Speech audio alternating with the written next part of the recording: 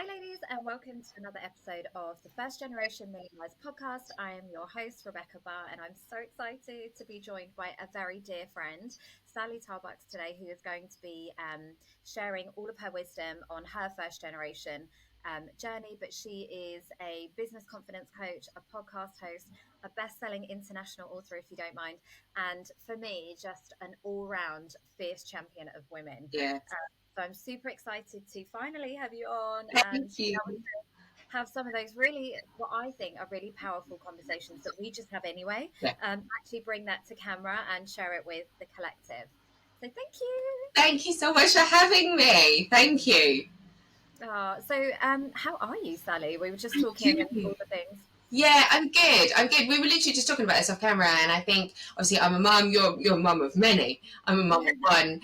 So it's and obviously business owner, and entrepreneur, and so I think it's about sometimes like juggling the hats and equally at the same time taking time out for ourselves to be able to process the emotions that come up through all those kinds of different things and the energy that's being given to us. But yeah, no, generally speaking, I'm really, really good. I'm in a really exciting phase of my life.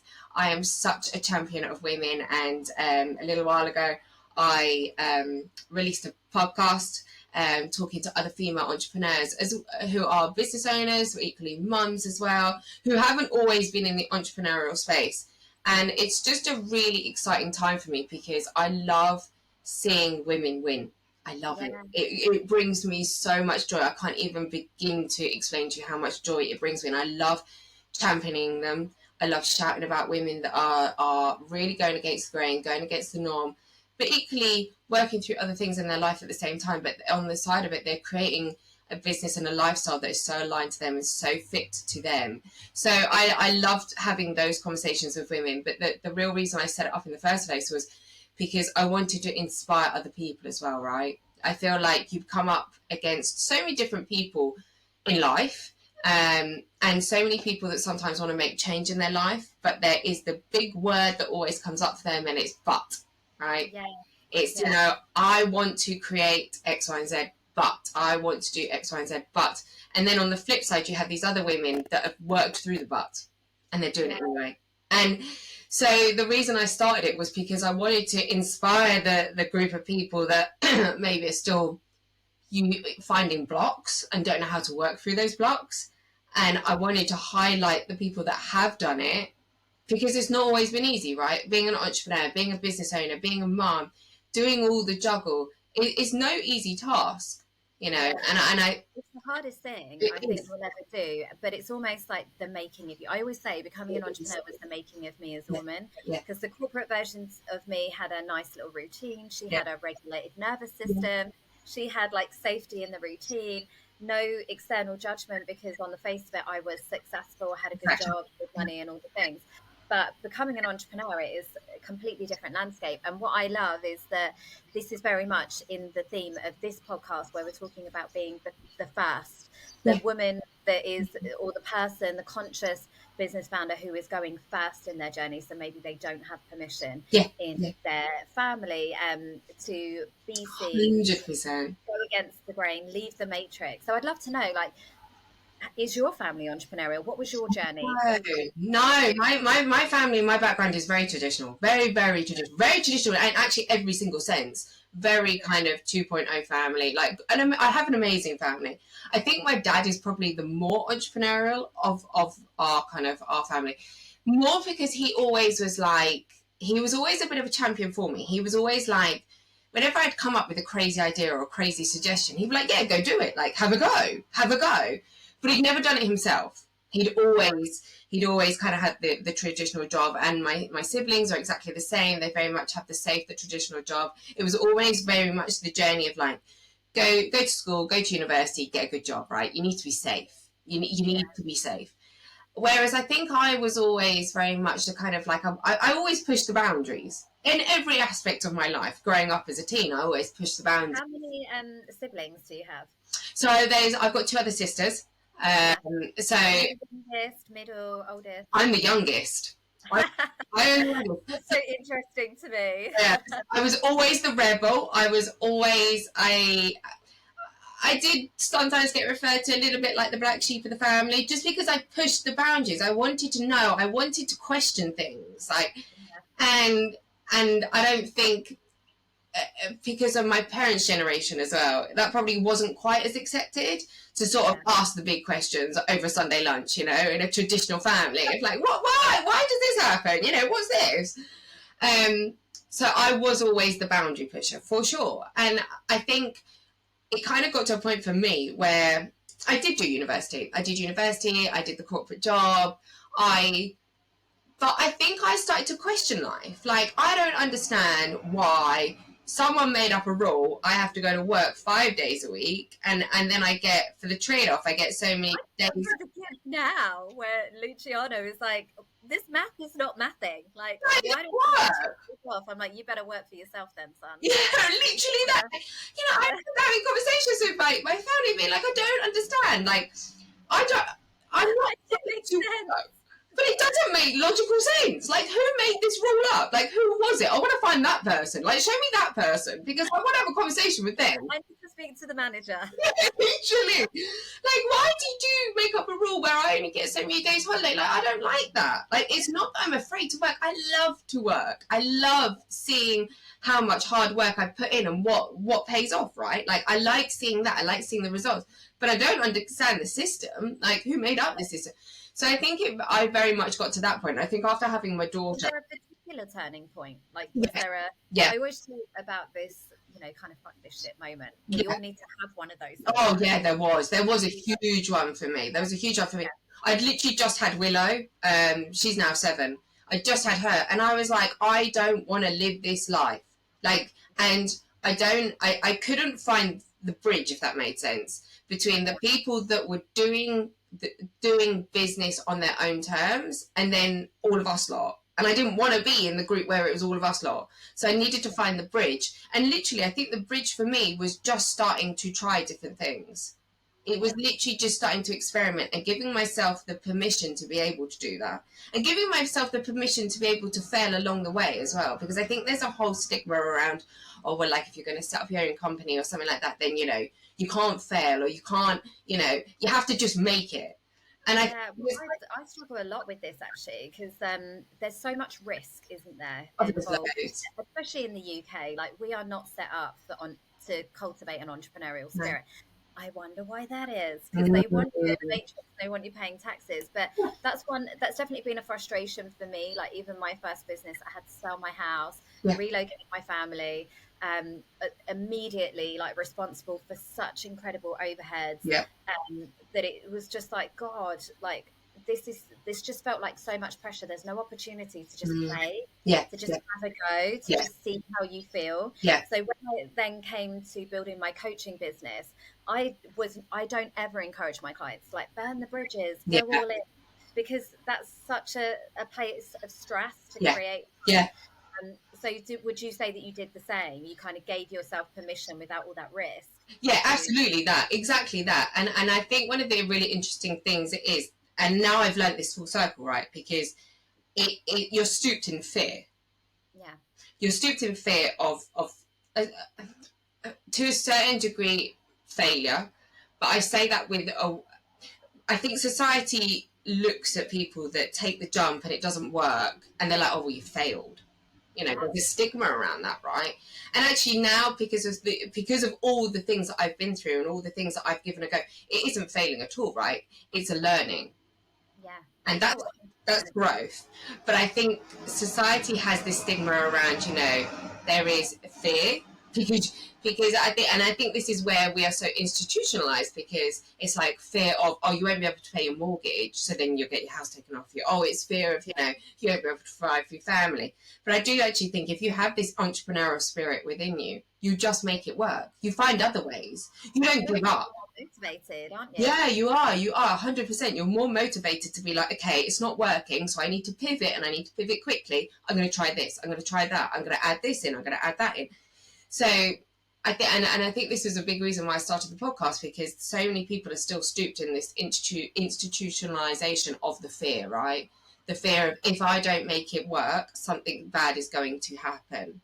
as opposed to kind of flipping it on its head and being like, if I don't make this work, I'm going to learn from this and I'm going to try something else. Yeah, it's cultivating that self-trust, isn't it? Because Absolutely. we're continually bombarded with messages that tell us we're not good enough, we're not Yes. tall enough, we're not thin enough, Yeah. we're not pretty enough, Yeah. we're not clever enough. Yeah.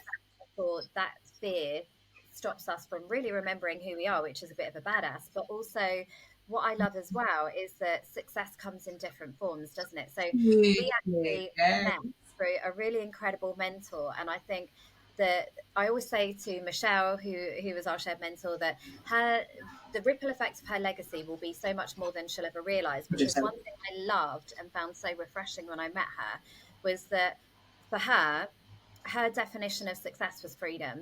Yeah. And we all talk about it, but we don't really utilize it. And she was saying how she was in a business where she was making a lot of money, but it literally making a lot of money just to pay the bills. Yeah. And she was like, actually, this isn't my definition. Yeah. So she actually sold everything she owned, didn't she? Yeah, and she did. She sold everything in her house. Yeah, and then went and lived in a caravan for a year. And essentially built that solid foundation that then means that she can do what she wants from now. And when you're saying about that fear of not being able to pay your mortgage, like, who says you need one? Exactly that. Who says house? Yeah. Who says, like, that is a true measure of success? Yeah. Is being in debt for the next 25 years. Exactly that. And I think that's so interesting. And that's where I think as an entrepreneur, and because I've done business now for this amount of years, it's so nice because actually the things that I want look so different to what I feel like society has always told us we have to have, right? You know, you have to have the house, you have to have the family, you have to have X, Y, Z. Actually, you give yourself the permission and the space to sit back a little bit like Michelle did and go, actually, half those things I don't even want. And yet I've been told I should have them to be successful. But actually, success doesn't look like that for me. It looks completely different. And I definitely think that's a stage of life I'm in at the moment where I'm sitting there going, actually, do you know what? There's these other elements that I don't actually want. Success and freedom look like something completely different for me. What does it look like for you?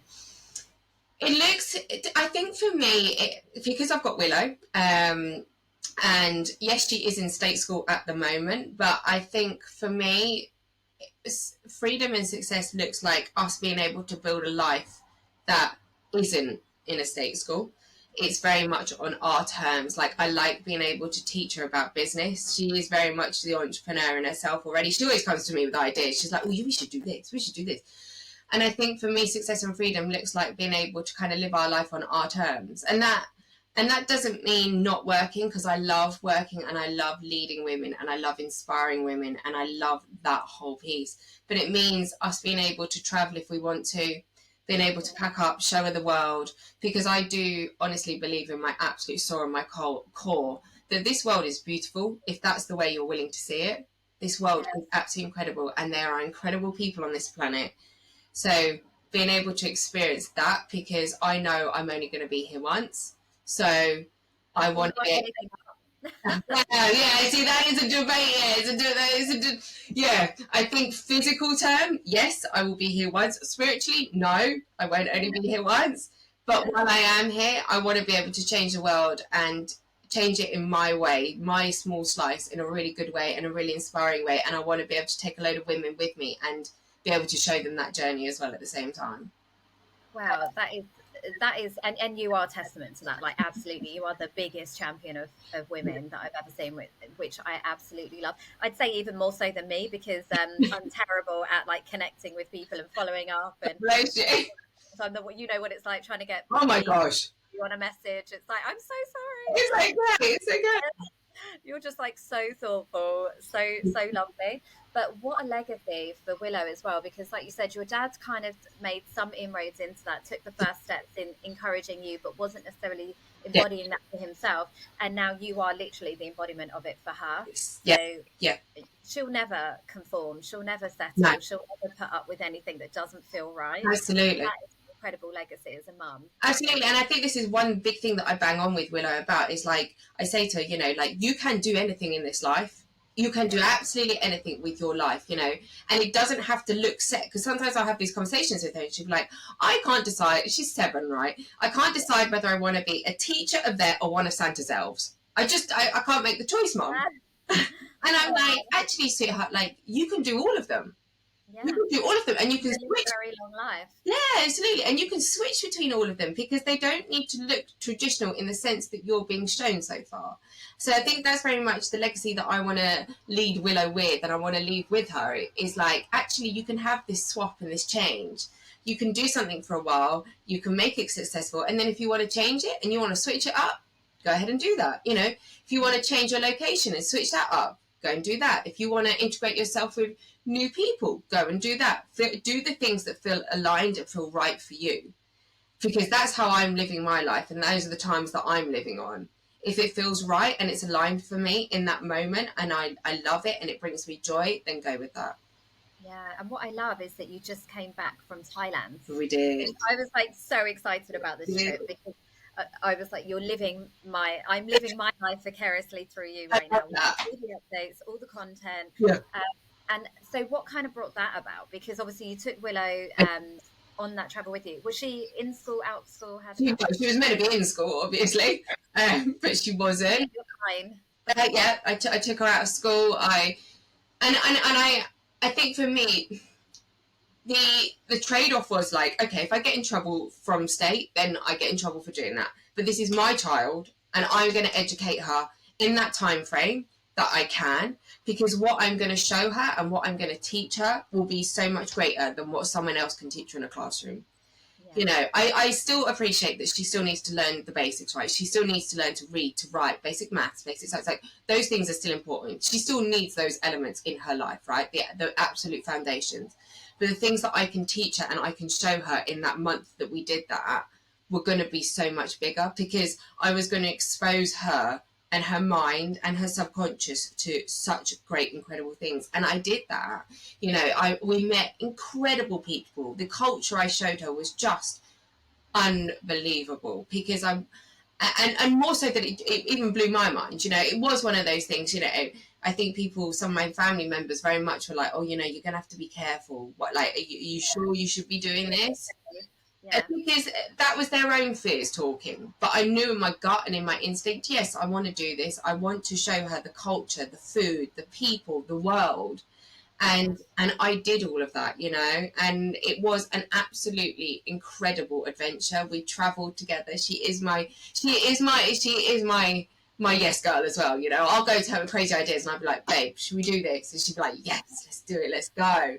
And I love that I've kind of put that in her. So yeah, it was one of the most incredible trips we've ever done. And I think that even more so kind of fueled the reason behind my thinking of, like, at some point I can't foresee her being in state education. At some point it will be us picking up and going where feels aligned for us and where feels right for us, because I want to show this freedom that you've worked so hard to create. Exactly. Yeah, because it is interesting where you say about the foundations, like they need to have the foundations, because I would have absolutely said that as well. But I have a son who's dyslexic, and actually the workarounds that are available for that are very interesting. So even like on Amazon, my basket is full. Yeah. And I'm, hello, like, Luciano, how is there suddenly all of this Lego and everything else? He was like, oh, I told Amazon to put it in there for you, or he's told Alexa. I love that. Did you tell it? And he's just used the voice option. And I'm like, interesting. In a way, by the time he matures and becomes his own adult, none of this matters, actually, because everything will be AI, it will be VR, and voice activated. So actually, what has been seen to be a setback, because he doesn't, you know, still struggles with reading and stuff at 7, it's not even going to be a thing. Like it won't matter at all. And I'm like, interesting. Yeah, it's very interesting you bring that point up, because there's a couple of points that I want to touch on. So actually, what my mum is an ex-headmistress, so she's retired now. And I remember, I think it was like last Christmas or the Christmas before, obviously sitting around Christmas dinner, and we were all having like family conversation. It was all very nice. And I piped up with, I have absolutely right now no intention to put Willow through secondary education. None. Absolutely none. My mum sort of stopped. Obviously, that's her career. So she was like, what are you talking about? And I was like, I have absolutely no intention, because there's so many elements, and because I've got such a vast network, which I'm very grateful for, I can bring lots of people into her network if she needs it. So I don't want Willow or feel Willow needs to be learning about different types of geography. If we need to learn about geography, I'm going to take Willow there. If we need to learn about different lakes in different countries, I'm going to take her there. If Willow needs to learn things like coding and AI, I'm going to get her a coach to teach her those things. If she needs to learn the business aspects of things and setting up a company, well, I can teach her that. So, but I think it was very interesting because my mum's first instant reaction was like, Sally, that's child cruelty. Like, you can't take her out of state education. And I was like, yes, I can. This is my child, and I'm going to educate her in a way that I see fit. So I think that's very interesting that you said that yeah, like for him, that it's very much actually, we kind of have this concept of, yeah, you do need to learn to read, you do need to learn to write. But actually, when they get to our age, life is going to look very different for them. Very, very different. Incredibly different for all of us. And that's the thing, what they're learning now is so outdated. And it's interesting for me because obviously I've got so many kids that have literally all gone through exactly the same school. So it's the same dress up days, the same school trip, the same curriculum, the same like books. And it's just blowing my mind that nothing is really evolving. Yes, nothing's evolved. No. Yeah, it's just the same. But yeah, I totally agree with what you're saying. And what is interesting is that, again, I think we pick this up quicker as entrepreneurs because our survival depends on it. So if we're like, sugar, I don't know how to grow my Instagram and I recognize that I need to do that, you're going to go do a course on Instagram or you're 100%. Going to go work with a coach or a mentor who can help you to get that specific result. And yet in school, they're teaching them so much overwhelming information that they do not need to know. They make somewhat kind of average at lots of different things, rather than really focusing on the things that they will need to know, i.e. the things that are like possibly going to be a career path for them. So I've got 2 daughters, obviously, that I homeschool right now, and they are very creative and artistic. So, I've got one that is actually more academic, but it's not to say that even if you take them out of school, they can still sit their GCSEs if they want to, but rather than doing 100, it would be the ones that they actually need to do. Yeah, and I think that's very interesting. So I've actually got a niece. She's 11, and she's very, very dyslexic. Very, very, and she's blessed her. She's struggled all the way through school, and it's really interesting because her mum, so my sister, is a high academic. So my sister's had this real conflict because she's like, I'm really struggling with my daughter because my daughter's really dyslexic, but I'm a high academic. So there's been this real like kind of struggle that they've had to work through together. But equally at the same time, my sister came to me, this was a good couple of years ago, and she was like, my niece is very good at gymnastics, very, very good at gymnastics. And my sister was having this struggle. We were having this a couple of years ago, having this debate together. And she was saying, I'm really struggling because she's not getting the academia, but she's very good at sport. And she was like, and I don't know what to do. And I was like, why are we even questioning this? If she's very good at gymnastics, then pursue that.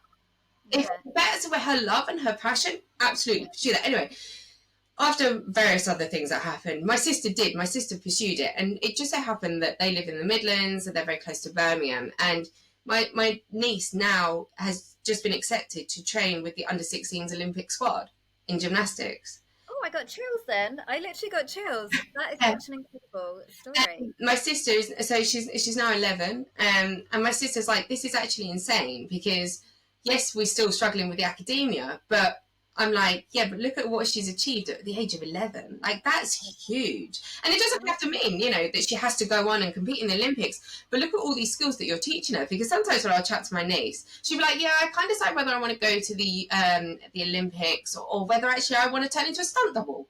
And I'm like, cool, like, that's cool. It's all about self-esteem, isn't it? And that's the thing. It's not putting your kids in environments where they're made to feel less than, behind, not good enough. If you can instead find the areas where they can thrive, then that will serve them much more throughout the rest of their life. Exactly.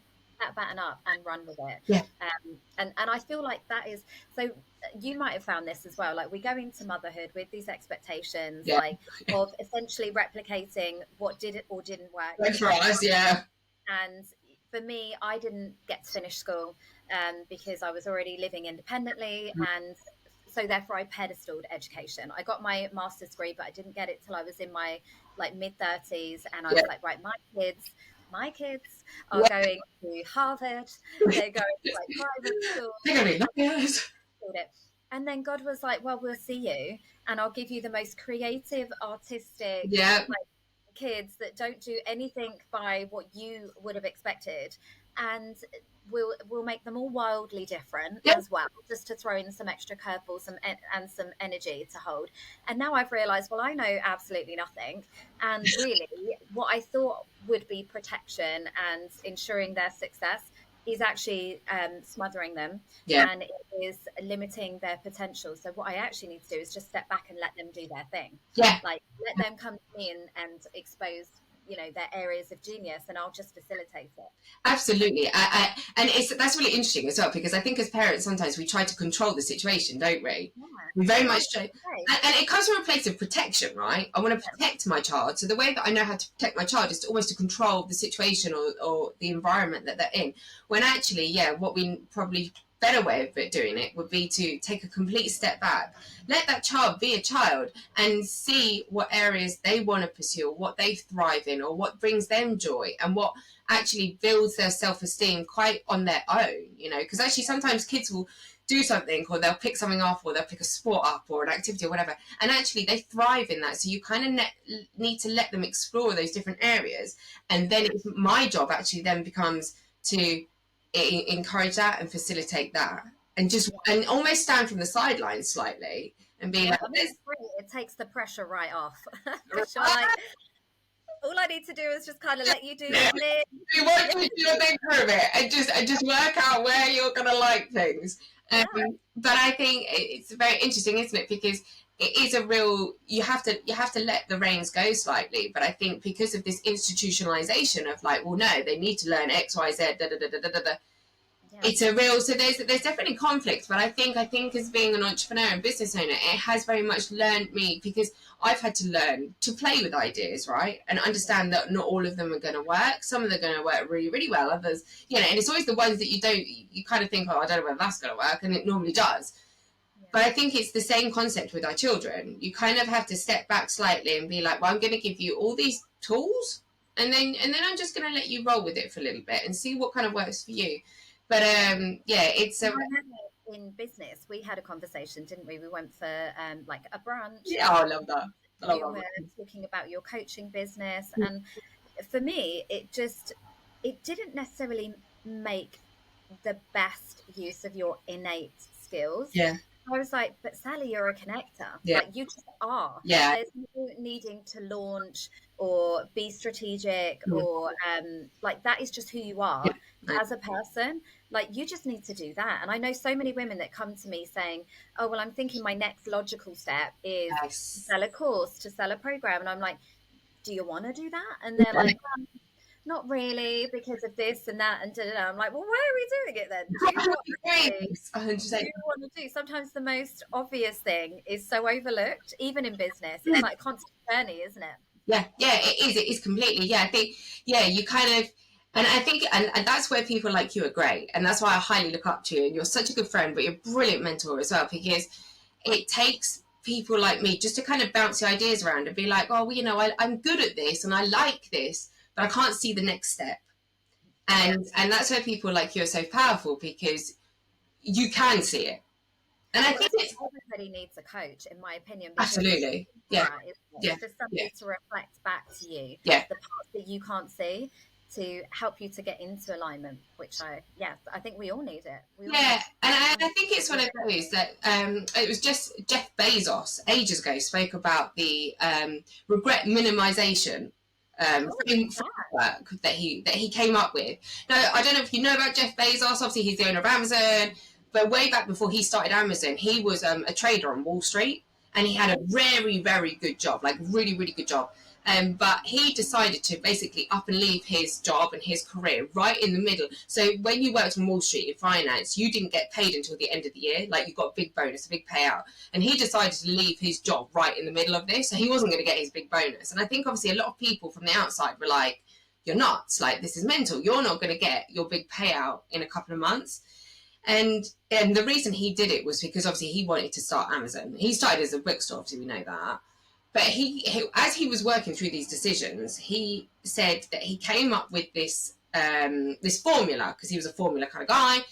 And he was like, and it was called the regret minimization formula. And he was like, the way I looked at it was, in the present moment, you're going to have constant things that come up and constant decisions that come up that are going to impact you, right? So that'll be, you know, I've got to pay the next bill, I've got to put my kids through this particular school activity, da, da, da, da, da. But actually what he found was that when you cut that, when you silence all of that, and you look at how you want to be in 80 years time, or what you want to have achieved in 80 years time, what are those big things? So the regret minimization theory is that you need to base your decisions on what you want to feel and what you want to have achieved when you're 80 or you're 90 or you're 100. And like beyond the initial like survival that's exactly driving that, yeah.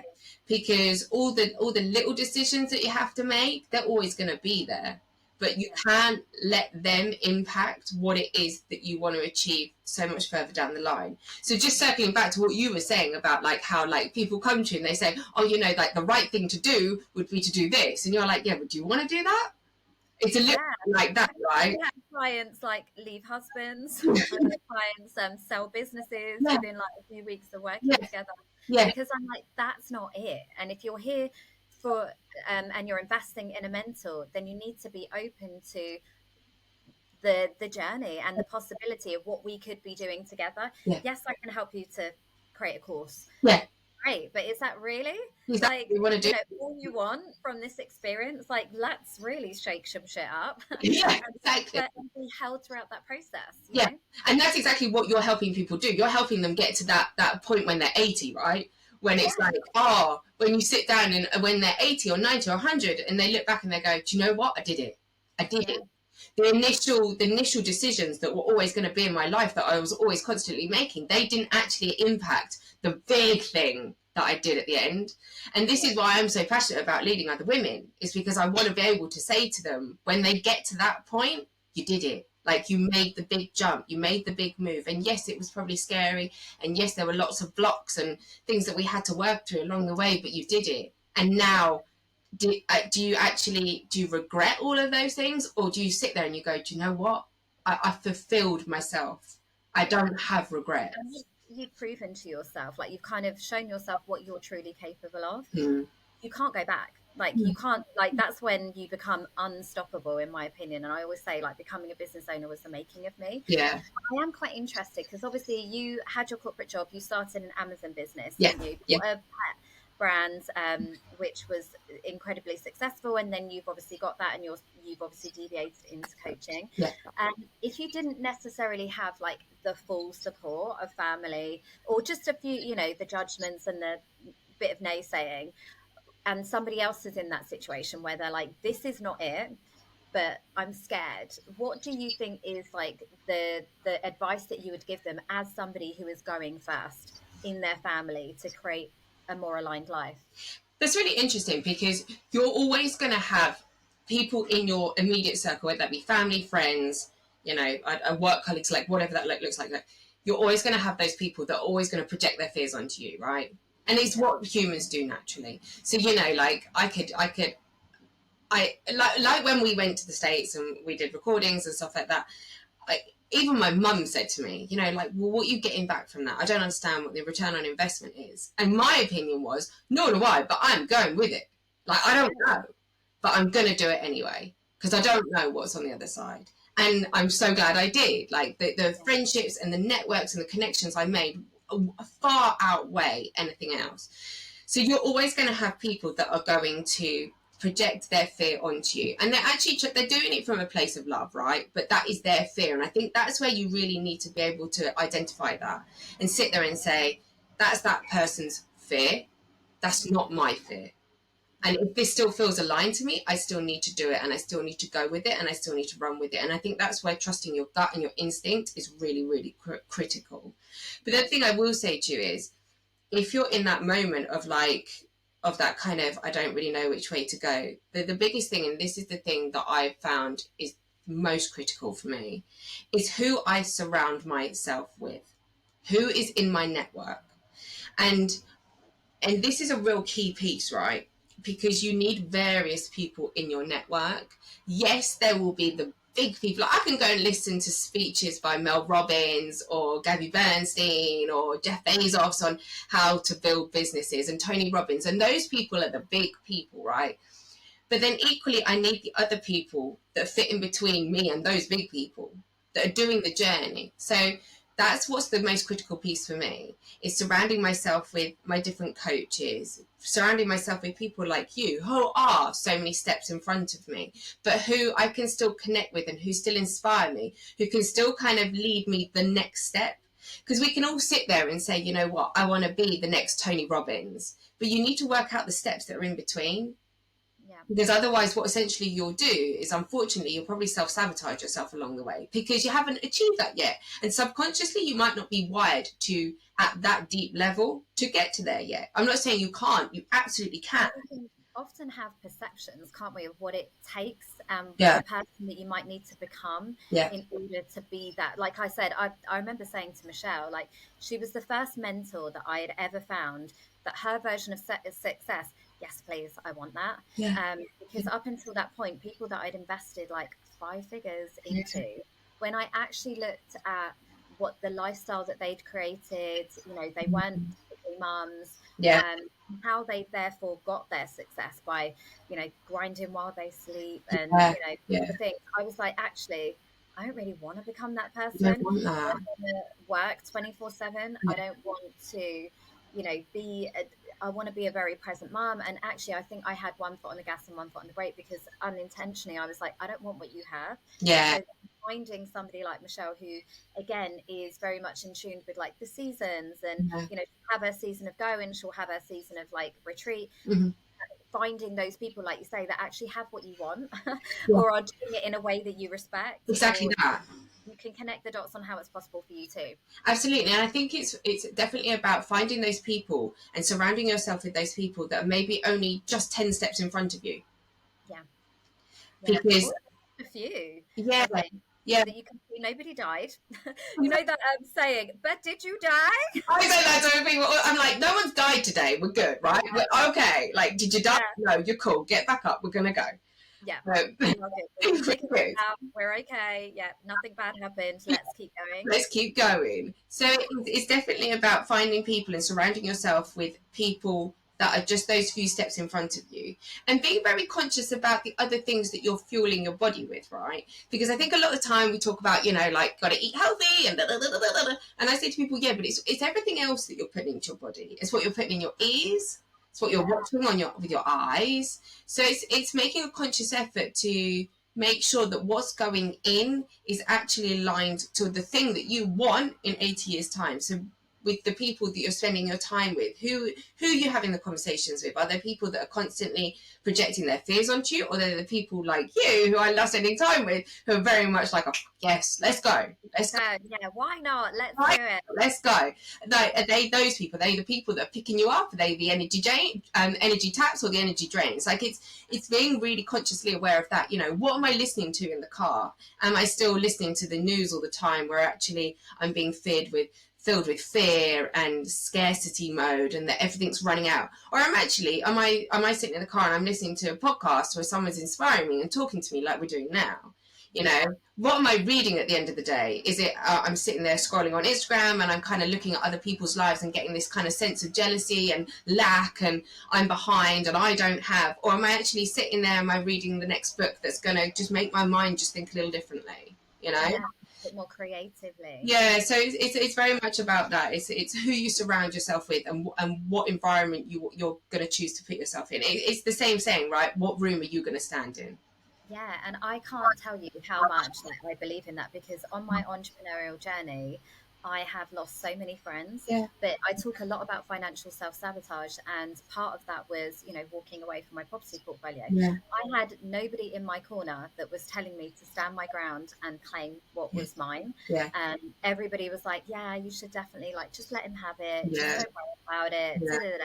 And that was a foundation that could, you know, that had a ripple effect for the next 20 years basically.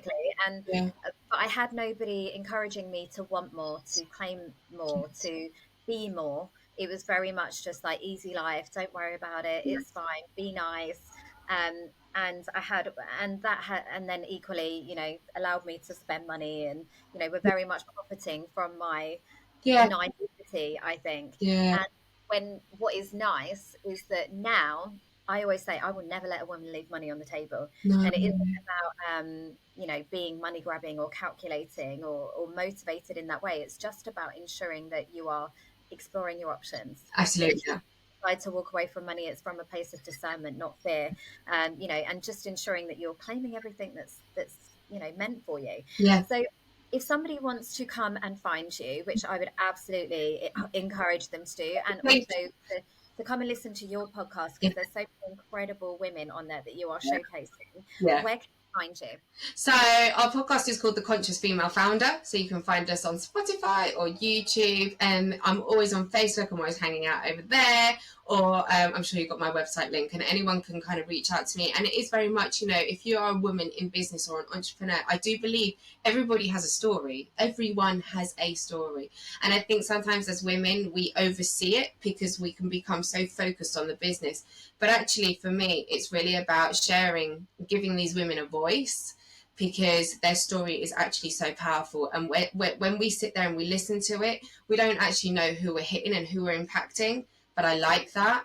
I like being able to silently just maybe get other people to think a little differently. So if you are a woman and you want to share your story of where you come from and what you're doing and why you're so passionate about what you're doing, then absolutely reach out to me. I'd love to hear from you. Oh, well, thank you so much for Thank joining me you. today. I could literally talk to you for hours, and I'm We're gonna love it. with a glass of wine. Um, we need to do that, don't we? We do, definitely. That would definitely be a good business planning meeting for us. Yes. Thank you. But thank you so much, ladies, for everyone that's listening. Please make sure you like, comment, subscribe, go find Sally, and have an incredible rest of your day. Thank you. Bye, darling.